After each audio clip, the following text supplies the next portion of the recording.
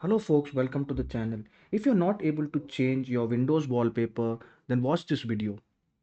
Now the first thing you need to know is that if you're running a system which is controlled by a system administrator, usually this happens in the when you're using the workplace computer or a public computer like in a library. So sometimes what happens is the administrator has denied access to allow the wallpaper to be changed. In that case, you need to contact the system administrator. But if you're the administrator of your system, you own the system, then you need to try deleting the corrupt transcode file and to then rebuild it and change the wallpaper. So for to do that, we will have to copy this path.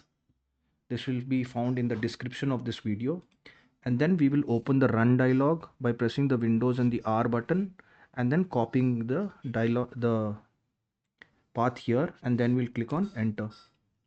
Now we can see that this transcoded wallpaper is here. And one more thing, if you're not able to view this, then you need to go to view and click on show and then make sure that hidden items is checked. So then we will go to transcoded wallpaper and we will rename it as transcoded wallpaper dot old and press enter. Once we do that, we will then try to change the background. So we will right click on the start button, look for settings, and then we will go to personalization, click on background, and then click on the recent images to change the settings, and it should start working. If this video helped you, then please subscribe to the channel. Enjoy your day.